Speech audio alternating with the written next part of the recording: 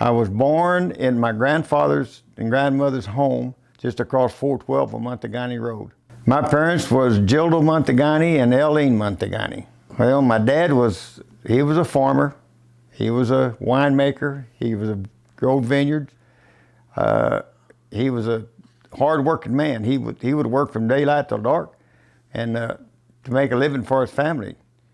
And he was strong-hearted, hard-headed sometimes, but he was a good, honest man.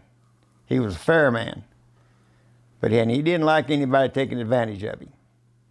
And that's all I could ask for a dad. But he was a good parent. My mother was one of the best cooks outside of my dad that I know of. She was a hard-working lady. She washed our clothes. She raised me and my brothers and sisters. She raised us,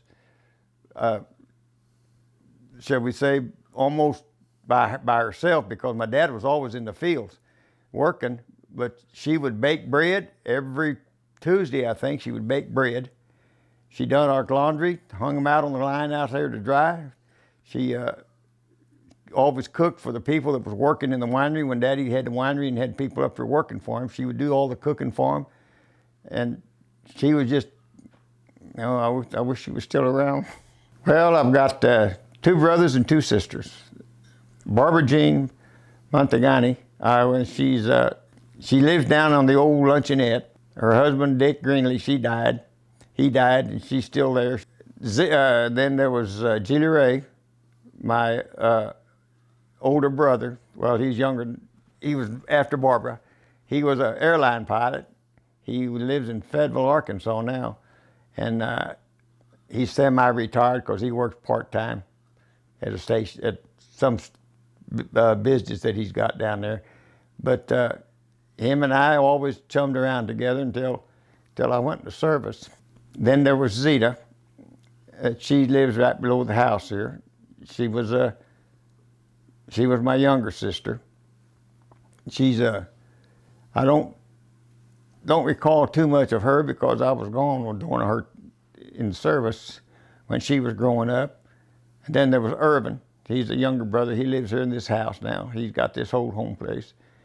And I didn't chum with him much either because I was gone, because he was a baby of the family. And he left, and whenever he went to college, he left and went to work for the government. Then he retired, moved back here, and now then we're kind of all getting together again. My grandparents, my mama's dad and mom, there's Joe Cigano and Eugenia Cigano. My grandfather couldn't read or write, but he was the best carpenter in the country. He was a blacksmith by trade, and I can remember as a kid that people would go over there at his blacksmith shop, and he would shrink wagon wheels, shrink the metal band around the wagon wheels for people to put on their wagons. But whenever they'd fall off, they would take them to him, and he could shrink them. He was a blacksmith, and he was a farmer. He couldn't read or write, but he could use a ruler and a square better than any man I ever saw in my life. And he didn't know what the numbers was, but he knew what a mark was. He'd say that mark and that mark. It might be a 6 and a 7, but he called them a marks. He didn't know what the numbers were. But he knew the difference because they looked different. And he always signed his name with an X. My grandmother, she was kind of she was strict. My grandma Sagano, she was real strict. And she was a homemaker, raised 6 girls. They lived in a farm, which their Aunt Elma lives over there now. And I can remember them, a little bit whenever I was growing up, but we were far apart back then we was, because the only thing you had to ride around in was a horse and buggy. And I remember going over there, and my mom was hitching up the horse, which she would take us over to Grandma's, leave us over there, hitch up the buggy. She would take us over to Grandma Sagano's, and we'd spend a day over there sometimes. Then they would go over and help. Mama would go over and she would help my grandmother. They were, especially during the grape time, they were picking grapes and stuff, and she would help her cook to feed the people that was picking the grapes. And then we'd come back over here, ride the buggy back over here, and Grandma Sagana was just an old-time housewife, raised 6 girls, like I said. My grandfather, he was a hard worker.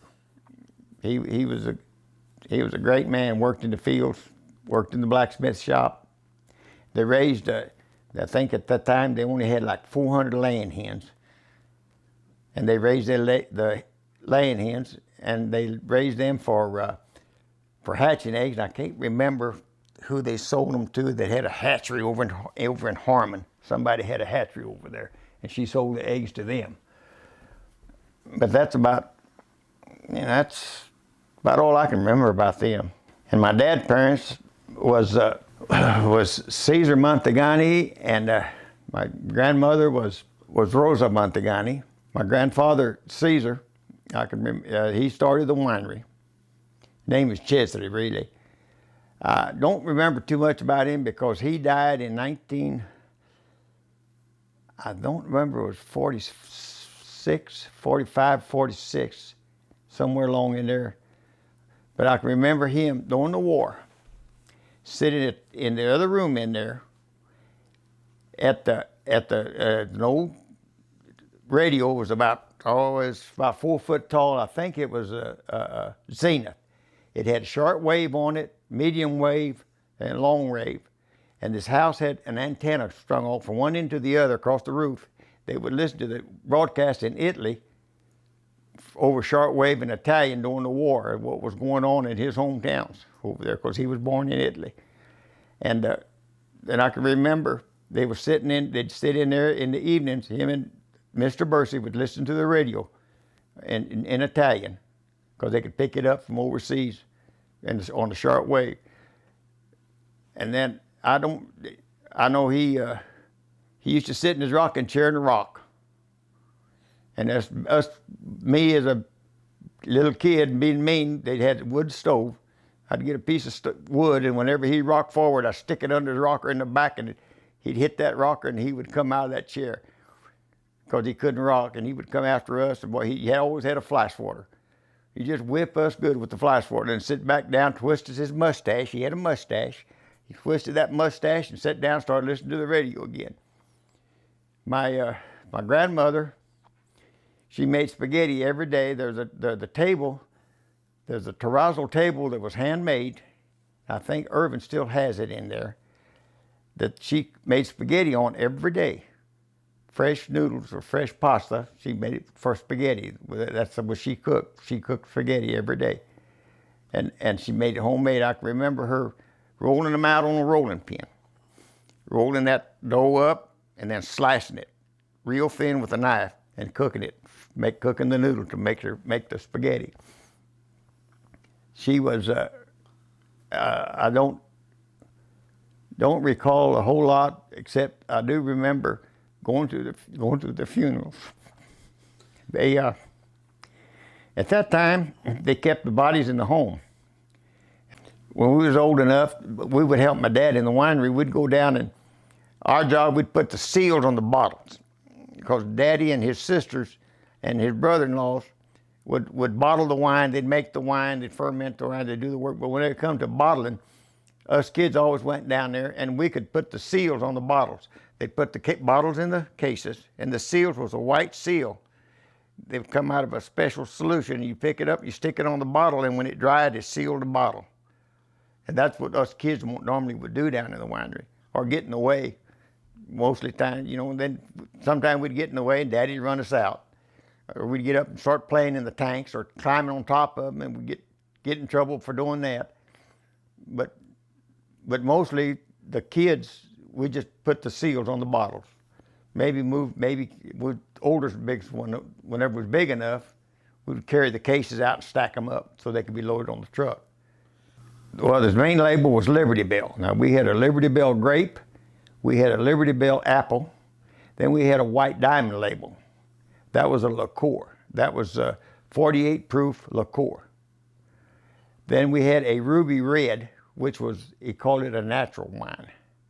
It didn't have alcohol in it. It was just natural ferment, just whatever the grape fermented out. It was called a Ruby Red. That was the 4 that I can think of. There was another one called Delaware, which they didn't approve because it was too, at that time, there's a picture of a lady with a bathing suit, and they said that was too outgoing, too sexy and everything for that time back then before the war, you know, that was no, you know. But now then it would be okay. But to make the grapes, they would pick the grapes in the morning in the vineyard. I remember he would have a group, it's called Joe Starr. He was an Indian, and his family lived in Stillwell, Oklahoma. He would call them up, and he would get he would get Joe Starr and all his family, or his tribe. They would camp up here by the vineyards, up on top of the hill up there. They would camp up there. They would pick all of our grapes. They would haul them in. And then he had a hammer mill, at the winery, and the men folks, Daddy and his brother-in-laws and whoever he had working for him, would mash the grapes, put them in the fermentation tank, let them sit there for about 12 to 14 days is about what it took for them to ferment out like he wanted. Then they would drain the alcohol or the grape wine. Then they would take the pummies or the grape, and they would put them through the press and press all the juice out, so you didn't have nothing but just dry hulls.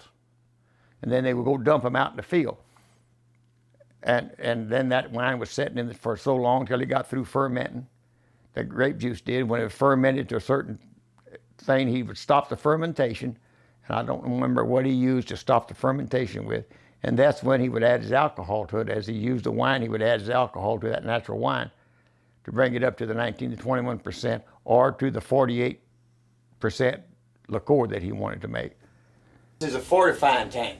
This is where they clump the raw wine before alcohol was added, put it in here to bring the alcohol content up to 19 to 21% by volume, and then they sold it on the market at that percentage of alcohol.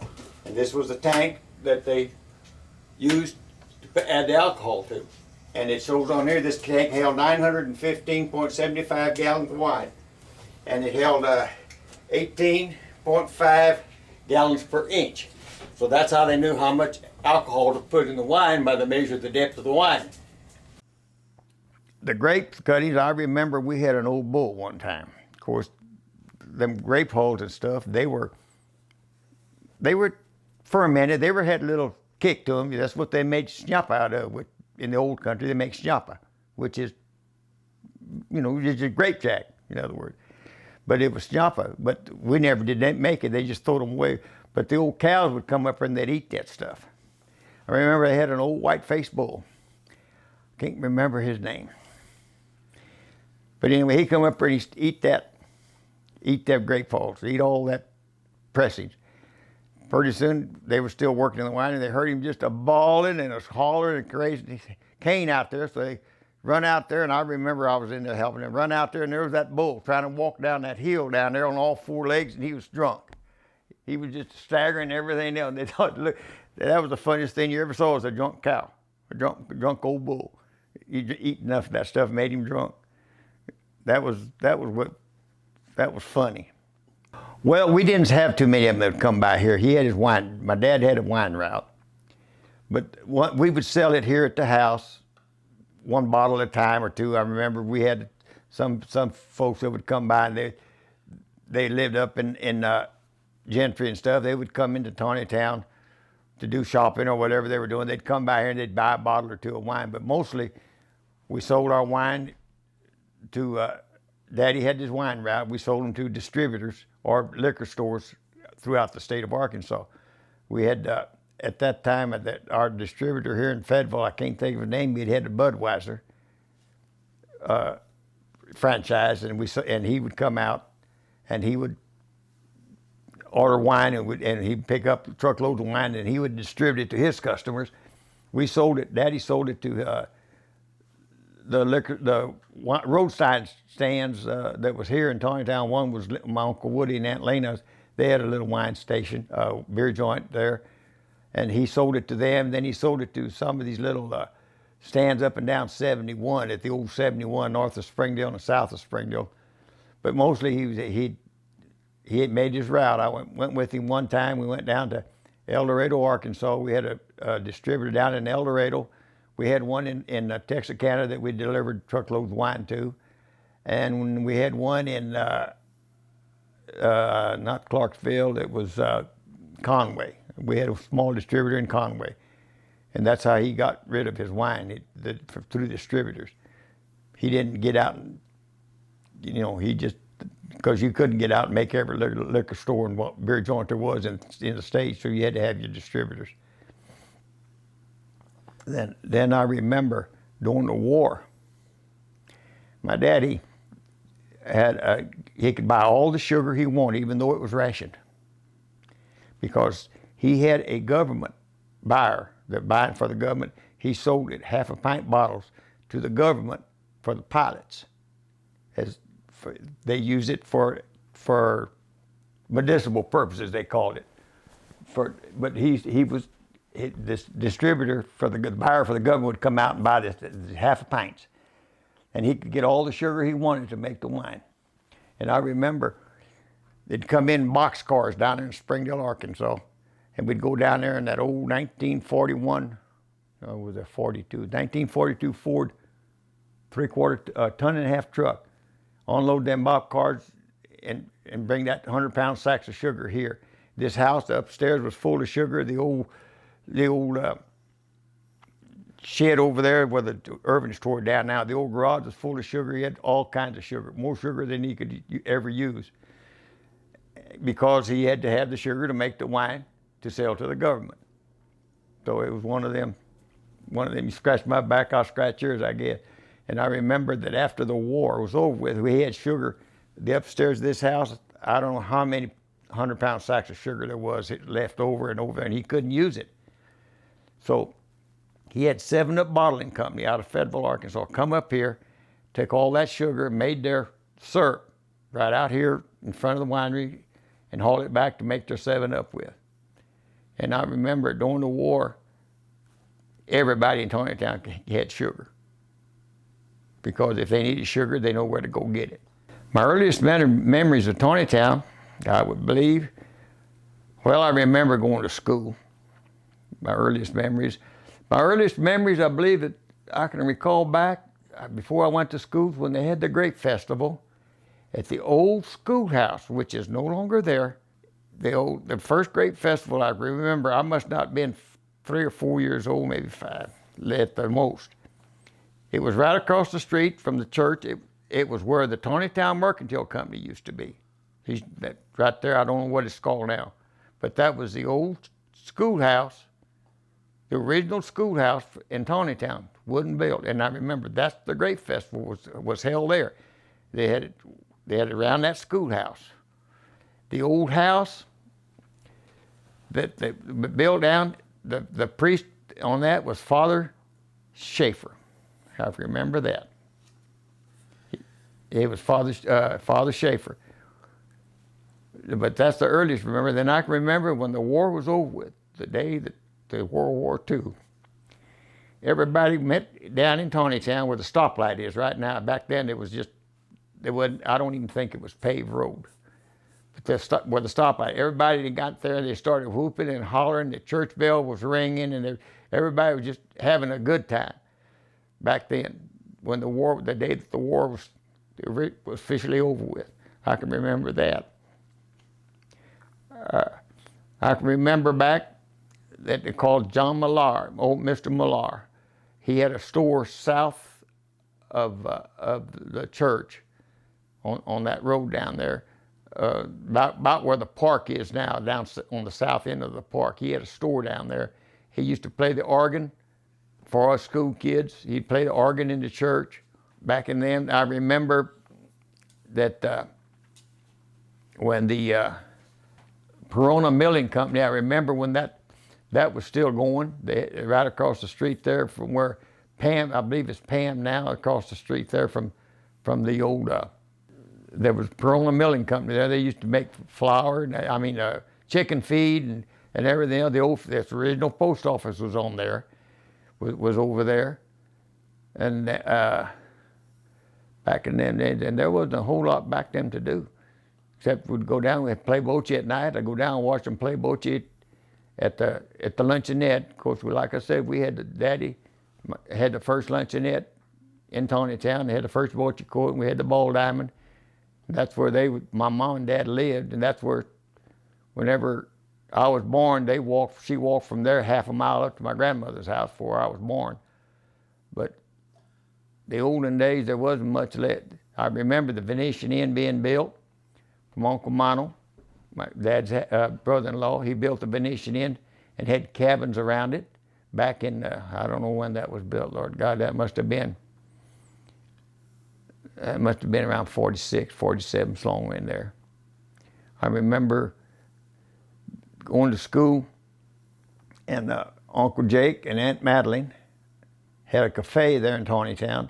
It's where let me think what store it is now.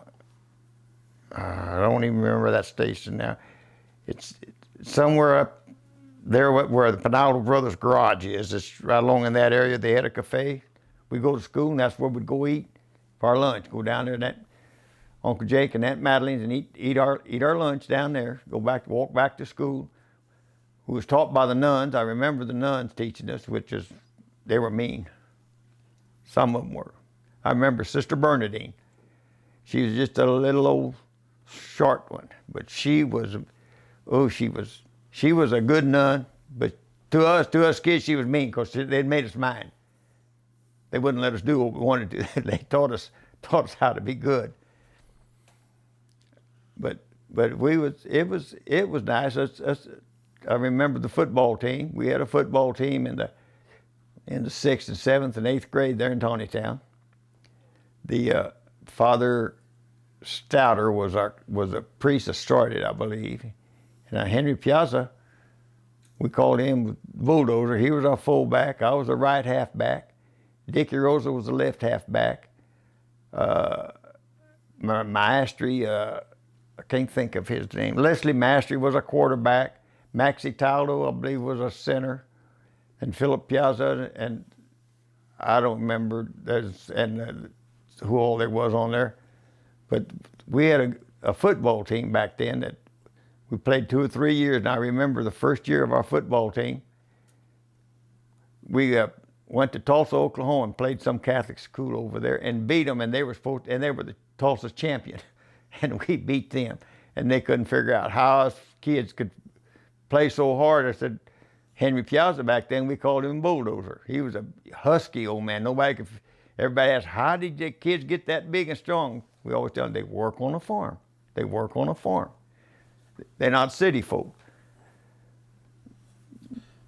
But it was nice. Now then, I wish kids would have it, what we had back then, because now that they're all computers and they're all iPhones and playing with their thumbs, and they're going to have arthritis when they're my age, and they're not going to be able to move their thumbs because they're not wearing them out right now when they're kids. The baseball games back then, Tontitown called themselves Tontitown Grapers. They were their older folks. I was just young to remember the baseball games then. The first Daddy was one of the coaches. He was the manager, the first one. And they had the baseball diamonds down there on the luncheonette. There was like Bill Fury, which was my godfather. He was a pitcher. Uncle Fred Chola, he was a pitcher. They would play like Westville, Oklahoma. They would play Prairie Grove. They would play Lincoln, the little city towns, all that, what they had on Sundays. They had a ball team, and they'd travel all over the country. We'd play Sulphur Springs, just the old get-together. And they had a good time back then. They couldn't sell beer on Sunday, but they always had pop. They always had drinks.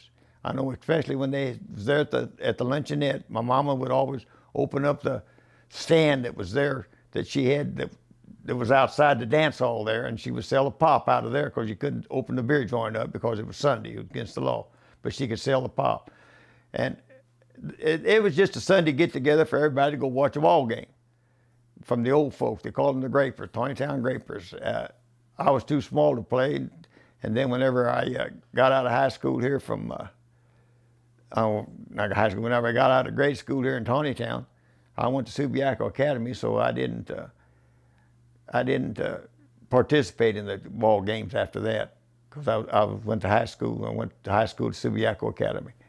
When I was a kid growing up, well, we didn't get paid working in there. What we would do, I mean, you worked as a family, but for making money, we'd pick strawberries. I remember picking strawberries for 2 cents a quart.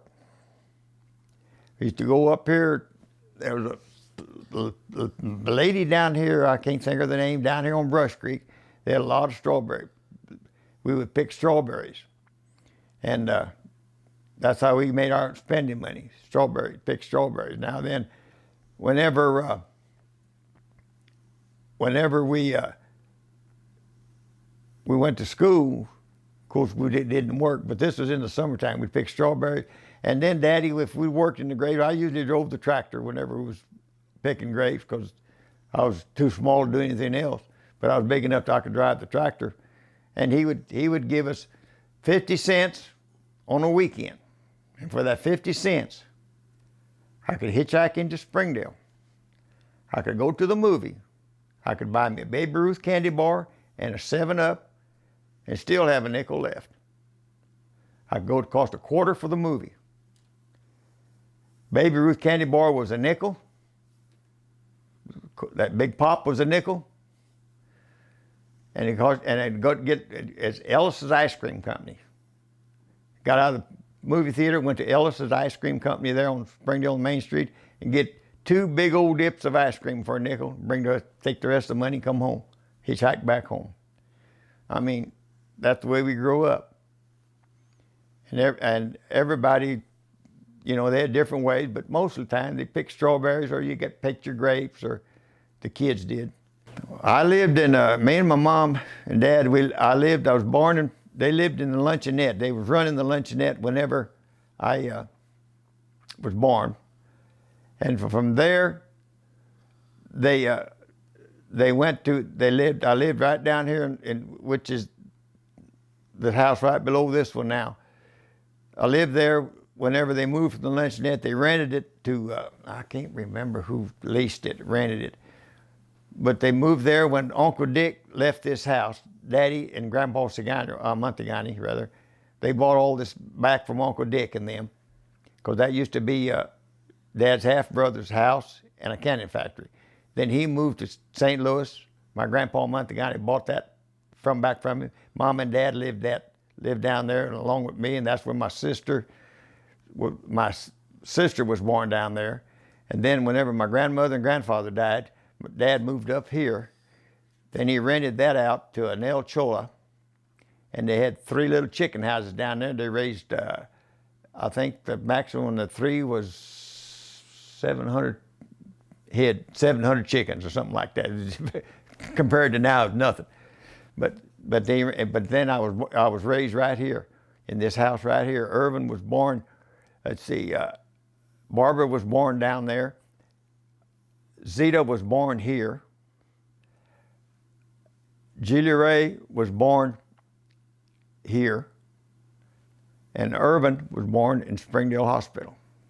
The classmates and friends when I went to school, well, I remember there was 9 boys and 3 girls in our class. Went from 1st grade all the way to the 8th grade. And then I think we picked up the 4th one. The girls were, let me think if I can remember. There was Bernice Artemani, Ellen Barucki, and Lewana Barriola.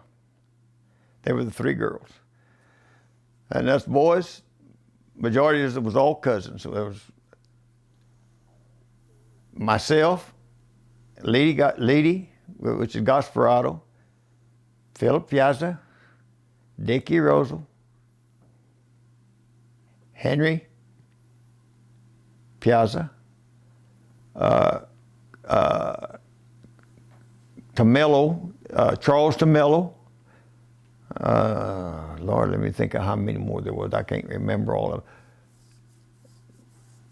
There was 9 of them. That's 6. That's pretty good. Who's the 3 I'm missing? I don't remember. But there was 3 of them. There was 9 of us. And the teachers that we had were all nuns. I remember Sister Bernadine, Sister Quintella, Sister Georgia, Georgine, Sister Winterford. And I'll tell you what, they were good nuns, they were smart, but boy, they were strict. You didn't get by with nothing. And you got caught, like, I remember we used to try to all pull our stunts on them, try to, as kids always did, try to chew gum. If you get caught chewing gum in school, they put you in a corner, made you stand on your tiptoes, stuck that gum up on the wall, put it a little bit higher than your nose, and made you stick your nose in it, and you didn't dare not to get off of them tiptoes. If your nose come out of that gum, you got your fingers whipped. And the way they would whip your fingers, they'd get your hands like that. She'd get a ruler, and she'd just tap it, start tapping it, not hard. After about 10 minutes, it started hurting. I mean, it hurt. You couldn't wait till she quit. And they didn't have to, if you don't think it hurt, just try it. Just hold your hand and somebody and just start tapping the tip of them fingers. After a while, it begins to tell on you. You didn't want to chew gum no more. And I remember we used to have inkwells in the old desk. We had 2 desks, side by side, 2 people to a desk. We had inkwells. If you remember the old, I don't remember about it, you had ink in there. The nuns, at that time, they wore their habit with the big white, their habit that they had, it was white, whatever they call it back then, in their head cars back, the way the nuns dressed back then. We used to get us a spitball, dip it in there and get us a straw. Catch them when they wasn't looking, the minute they turn around and shoot that spitball at them and hit that with that old ink. That's how mean some of us was. You talk about getting busted. That's when they went took you back there, and they used their they always carried a strap. I don't know what they called it, but they had like a belt hanging down their side as part of their uniform back then. She'd take that off, and you'd get 3 lickings, 3 raps with that. Boy, now that hurt. You didn't do that but one time. But that was the old school days, and back in the old schoolhouse, we had radiators to heat it with. In the wintertime, them things would get cold. It'd get cold in there because they get full of water. They just bang and knock and bang. You'd have to drain the water, go down and light the furnace again, the boiler to get the steam coming back up. But it was kids nowadays, they don't know what it's like to have to, just do with what you can do with. They got it too easy. Whenever I growed up in Tontitown, we all went to the church there in Tontitown. We was all raised Catholics, and we was real religious back then. A lot more than now. You didn't miss church on Sundays. All school kids, we sat right up in front, and the nuns sat behind us.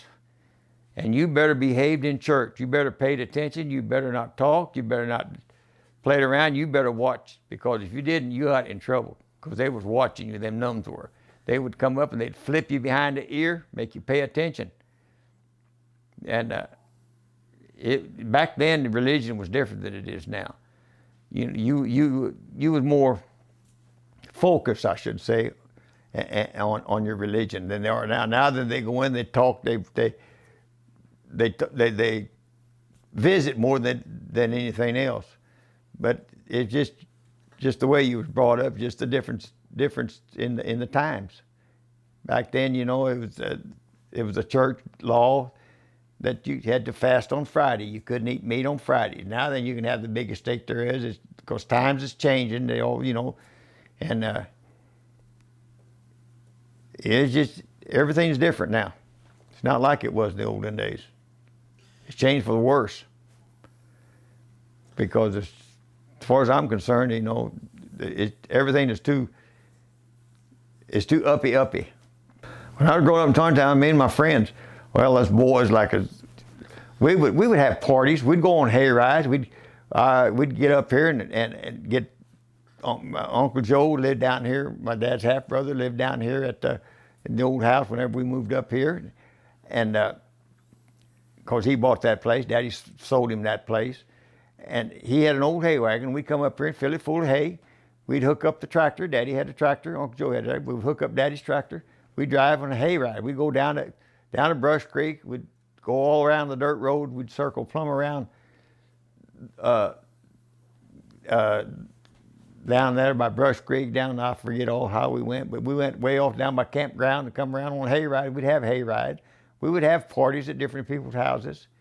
Sometimes us kids back then, we would, now then come to think of it, we would say we was crazy, but sometimes us guys would get together, 4, 5, 6 of us, and we'd have a BB gun fight. Get out here in the field with high grass and shoot at each other with BB guns. And when that, you just come to think of it now, I think, man, we're crazy. You do that now, you know, we could have put an eye out or something, but we didn't think nothing of it. That was just fun. We would doing that. We'd get the old. We would have races on. We get the old oil cans. Back then, oil cans was metal cans. We get them old shoes that we'd have. We step on them oil cans and make shoes out of them, walk on them, and we'd have races. So you could run the fastest or the furthest with that before one of them fell off. Or we would we'd make us we'd have a stick. We make a little nail some 2 pieces of wood on the side of it, and we get a wagon wheel and roll it down the road. So you could roll one the furthest or the fastest. We'd have like that, and we would have. On Easter, we'd have Easter egg hunts, but we'd have an Easter egg roll. You get your eggs, special eggs, see you could roll it the furthest down a board that was set up. This stuff like that, we'd play hopscotch a lot of times. They'd go down and play hopscotch at school, which a lot of people don't know what that is now. But we done just entertainment like that. We'd think up of stuff. We'd go up and climb, we go up in the timber, spend all day in the timber, swinging on grapevines and stuff up through there. And just whatever we could think of to entertain ourselves. We made our own entertainment, more or less. Well, some of the mischievous things us kids would do for fun, especially on Halloween.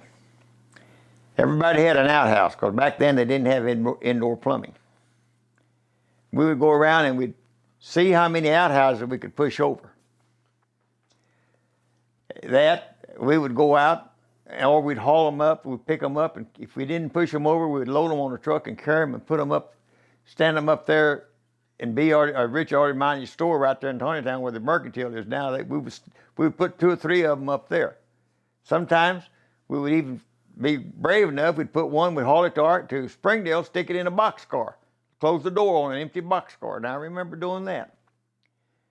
Then I remember one time, there was the Frunkles up there by they had built them a brand new one on the side of the barn.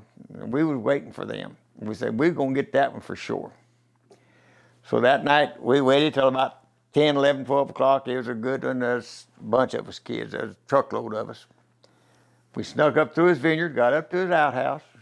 And what we was gonna do, we knew that he was up there watching. We could see the light on in the house.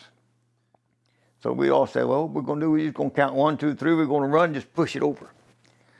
So we said, okay. So we all got that, and we 1, 2, 3, and we started running. Everybody going to run and hit that outhouse in front and push it over backwards. Well, we hadn't noticed. But what he had done, smart is, he'd moved that outhouse back over the holes. When we run, instead of getting to the outhouse, we fell in the hole where all the crap was. And to top it all off, he was up in the barn loft, and we didn't know it. He opened that barn loft door where the cows had hay, and then he had a bucket of liquefied cow manure, and he threw it all over us kids. That was the last time we ever went and dumped his house over. That was Halloween. I remember another time. We was over to High Chola. We was going to dump his outhouse out over. We went over there and we come through the timber. We pushed it on the back and we pushed it over on the front. It fell over. We started hollering. We heard somebody in there hollering. High was in there in the outhouse. He was in the outhouse, but we pushed it over. He was in there. We didn't stop to let him out either. We took off. But that was some of the mischievous stuff we used to do. I remember one time on Halloween, it was it was the old house over here, Mersani's old house. And Enel Mersani, his daughter was Edna Lou. And she had made some of us mad over something, I don't remember. So on Halloween, we decided we're going to get even with her. So I forget how many of us, there's 6 or 8 of us, we got a tow sack. The old potato sack, we call them tow sack. We filled it full of cow manure and sprinkled gasoline stuff on it. Put it up there, set it on the door, in front of the door, lit it afire. Started hollering, fire, fire, and then took off running. They all come running out of the house and seen that sack of fire, started stomping it off. With all that manure and stuff in there.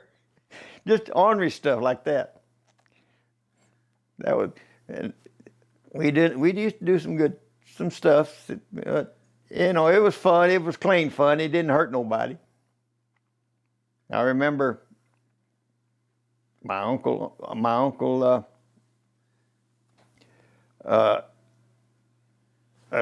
Uncle Jake Gerald. He had bought an old Henry J.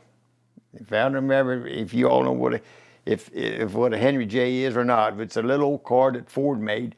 They only made it 1 year or 2 years. It was just a small car. And he had it parked over here on the road by where Cecil lives. Up in his house, that's where he lived. On Halloween, we come up there. There was six or seven of us, or maybe 8. We were real quiet. We picked that Henry J up and set it on his porch. It was a small car, and we picked it up and set it on his porch. And he like to never got it out of there. And another time, I remember Johnny Pellin. He was another one in our school class. That's another one I couldn't forget. He had a donkey. One time, Halloween, we took the donkey. The schoolhouse had a bell tower in it. Went upstairs to the bell tower. We took Johnny Pellin. We took that donkey, jiggled the back door open to the schoolhouse, went upstairs. The donkey led right up them stairs, went up in the bell tower and put him in the bell tower. And left him set up there. They like to never got that donkey down because he wouldn't go down the stairs, but he'd go up. And he was in the schoolhouse. That's mischievous. I can't remember, I think the old folk, the men folk finally had to tie him up and winch him off that bell tower. I can't remember, we wasn't around. We didn't stick around and know how they got him out the next day. My parents, for fun, really, they raised a family. They worked daylight till dark. I remember, we never went to a movie with Mom and Dad. They'd work mostly, that's it. They would have, once in a while, I don't remember any, because I was too young, but Mom and Daddy, they used to have dances right out here on this porch. They would have a dance out here on weekends. Oh, and that's right, they used to go to dances down in the school basement. I remember now that they had a dance down there once or twice a month, and all the town folks would get down there and have a dance down in the basement of the back then it was a school. Now then it's not used, and it's still there, but it's that building down there. But they would have dances in that basement. And us young kids would go down there, but our parents would get out there and go to the dances. And I guess whenever they were younger, because I was born, but down at the luncheonette there was a dance hall, so I'd assumed that they'd done a lot of dancing back then. It wasn't as big as it was. I remember the first one I can remember. I remember they had a few stands. They had the bottle that you set up, you throw balls that knock down, but they had 2 or 3 of them where they had a man sticking his head through a tarp. And you'd pay, I think it was a nickel or a dime for an egg. And you throw that egg at him, try to hit him in the face, bust that egg on him. And that games like that. And just a lot of food, though. Mostly it was a lot of eating. They had, instead of the spaghetti supper like they do now, they had their stands set up, and they'd have different families would have different things out there that they would donate to the church, you know, because it was all a church function. They would donate and have a big festival. Because it started out as a Thanksgiving for having a good grape harvest. Because back in the olden days, I never did remember the grape festival was always the last week or last 2 weeks of August. It always was 19th, 20th, and 21st, or 21st, 22nd, and 23rd, because they didn't have to worry about the school dictating when it did. And they always had grapes, and it started out as a get together to celebrate the grape harvest. I remember my daddy was telling me that they used to get the houses tore down now, and there was one that's built with bricks just like this, and it was down here. Let me think of the old Penzel's house down here. They used to take all their milk, and they would take it down there and they'd weigh it. All the people around here, and they'd make cheese, and you'd get your cheese from there. They'd make their cheese, and according to the weight of milk you brought in is how much cheese you got. There was the center part down there. The building is gone now, but I remember Daddy telling us that they used to make the cheese, but then that kind of disappeared, and then I remember Daddy then started making cheese right here at the house.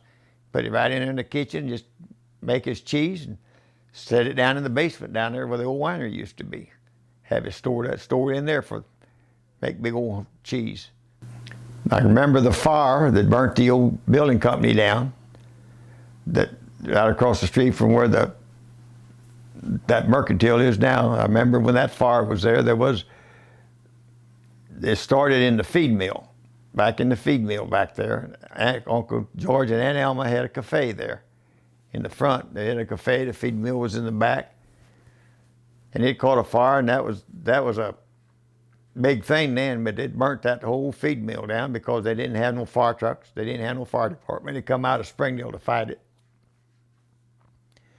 I remember that. I remember Claude and Emma Mersanis had a little mercantile company just right there by the Penalty Brothers garage.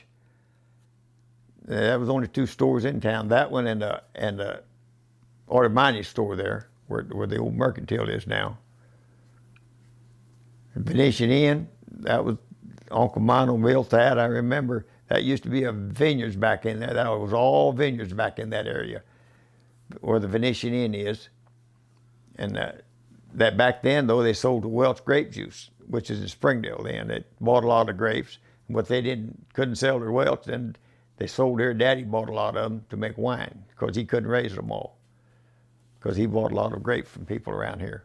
The blocks, the rock blocks, or the cement blocks that the old church was built out of, and it was tore down. But the schoolhouse, the old schoolhouse, the blocks that it's built out of, the blocks that this house is built out of, was made by my grandfather. And a couple of houses around here, the old Mersani house is still alive, still up. It's run down right over here, right down Mantegani Road here. It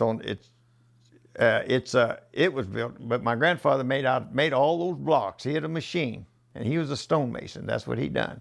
He built, before he come over here, he was an architect and a builder of some of the good, big cathedrals in Italy. But he come over here and he had that machine that made these blocks. And he would hire people. Made these blocks to build these houses with that they had, like this house is built out of, and some others around here. And then whenever he died, Dad sold that machine. It was to be stored. It was stored under the old porch out here. It and all the trays that the blocks dried out on. He sold it to someone in Siloam Springs, and they built buildings up there out of the same mold as these, up where the old Spot Theater used to be. there in Siloam Springs. And that was talking about the spot theaters. I remember the spot theaters. That's where the first Catholic Mass was ever said in Siloam Springs, Arkansas, was in the spot theater. Father Schaefer started that, said the first Mass there. Dickie Rosal and myself was the first altar boys to serve Mass in Siloam Springs, Arkansas. What do you remember about the growth and the change of the town over the years? It's gone from being small to really a lot bigger. What do you remember about that? Well, the town, I remembered the town being, it was small when I was growing up, but like I said, I left, I went to the service, and that's, whenever I left, it wasn't much bigger. Well, it had started to grow, but still had the Venetian Inn then. They still had the luncheonette. We had Jack's Liquor Store then. We had the Tontitown Mercantile, Penaldo Brothers Garage, and Claude and Emma's. And there's another little cafe down there. I can't think of that. That's about what there was there, and Woody and Lena's beer joint right there. That was about it. I went to the service. I come back, and then I worked here at Standard Register for 7 years. Then I moved to Oklahoma, and that's when the town really started growing. After about, I left here in 1963 and moved to Oklahoma. Well, I went to California first. I worked out there for 7 years because I was a printer back then. And I worked out there 7 years, and I come back and had a job there in Oklahoma. And that's where I've been ever since 1970. But the town is just, since then, since about 65, I'd say around 65, 68, somewhere along in there, it's just exploded. And now then, it don't even look like Tontitown. If someone that you didn't know who had never been to Tontitown asked you, tell me about your hometown of Tontitown, what is it like? What would you tell them? Someone asked me about my hometown of Tontitown, I would tell them back then it was one of the best places there was to live. Right now, it's one of the best places there is to eat. There's 2 places to eat in Tontitown. Right now, there used to be 3 good ones. Mary Mastery's, which she used to have her house was down by the graveyard whenever I was growing up. That's where she had served her dinners down there. But then she moved out on 412 and 112, and she was the Mary Mastery's for a long time. And it's finally gone. But there was Mary Mastery's, the Venetian Inn, and now Mama Z's. And right now, Venetian Inn and Mama Z's is about the 2 best places you can eat. I don't know, there's probably other cafes around, but you can't beat them 2. If someone asked you to complete this sentence, what would you say? My favorite thing about Tontitown is... If someone asked me to tell them about my favorite thing about Tontitown, I would say that it was my roots, and it was a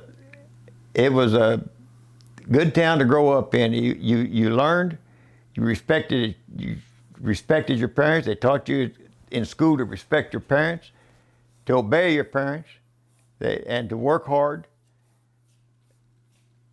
and treat people right. If somebody asked you, they said, well, I know your family lived in Tontitown, and some of them still do. Why Tontitown? What would you tell them to that? Why Tontitown? If someone asked me why Tontitown, I would probably tell them, well, it's the heritage. The original Tontitown settlers come from Italy, moved to Sunnyside, Arkansas. If people knows the history of Tontitown, they were malaria, I believe, is what wiped most of them out, and what few families moved up here. They settled it. They worked hard. They survived, and they made a good little place to live for people to raise their families, and Tontitown is a quiet town. It don't have all the.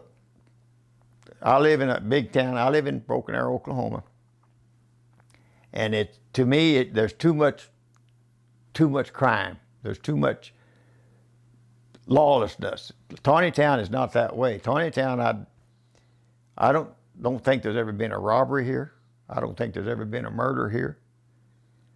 All these other towns around, they're all lawlessness. And Tontitown, to me, it'd be a place to raise a family, because it's more open, it's more country. It's down to earth. It's not all fast life, as you should say, in the city or anything. It's just kind of relaxing little town to be in.